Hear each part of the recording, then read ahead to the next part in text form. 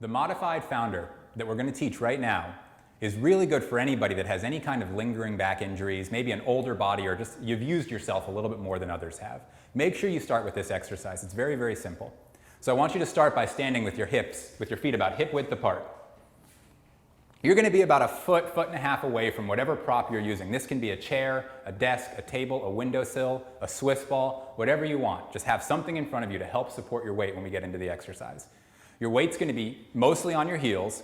You're going to decompress your body a little bit, taking 2 or 3 big deep breaths. First inhaling and lifting the rib cage, and then as you exhale, keeping the height of the rib cage by pulling the belly straight in, pulling the belly button straight back to the spine, engaging the transverse abdominis. Give me 2 more of those breaths. Lifting the torso as high as you can, engaging all of the deep muscles around the spine. Then 1 more. Now from this position, from this very decompressed position, you're going to pull your pelvis away from the ribs just slightly, basically tucking your tail away from you just a little bit. It's going to lengthen the hip flexors, it's going to push the weight into your heels further, and you should get some tension right here at the lower spine. Once you have that, your knees should be slightly unlocked, maybe an inch of unlock, that's about it. Always slightly bent, never straight. You're going to push your hips back just a little bit further and start reaching with your chest up, your shoulders wide. You're going to reach for the prop in front of you. As soon as your fingers touch, you're going to keep pulling the hips back. I want you to notice that as she's stretching here, the knees are not coming forward or bending further. The entire body is hinging at the hip joint, pulling back as her arms counterbalance forward, and she's going to start getting a very big stretch in the hamstrings. Your goal is to keep your spine braced as long as possible.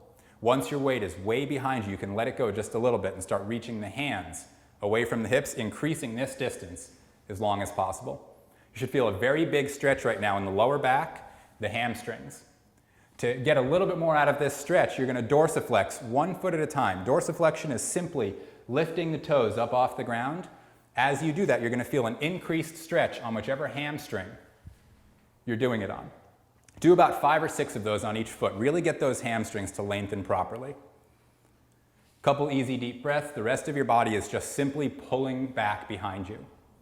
Very little weight is on the hands. So 1 more big breath in. As you exhale, you're going to keep your chest high as you start walking your hands straight back to the edge of the prop here. You're going to come all the way back, and then you're going to push your chest up as high as you can. Pull your chin towards your neck as much as possible, engaging those front neck muscles. As soon as you feel the lower back is braced, the lower back is in proper neutral position, your weight's back on your heels, you're squeezing the legs together just a little bit, maybe even grabbing the ground using the arches of the feet a little bit more. Push the arms straight back behind you, and when you go back, you're externally rotating, widening the shoulders as much as possible to remedy all of that internal rotation and flexion we're in all day throughout the day. Slowly bring the arms forward and lift as high as you can. Again, the knees stay back, the weight's on the heels, the lower back is properly braced, not hyperextended and certainly not flexed. You're in a very strong, braced, neutral spine.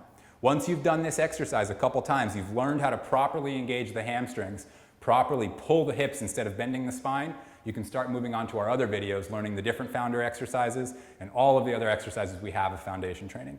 When done properly, these are extremely powerful exercises, but you have to learn the basics as well as you can.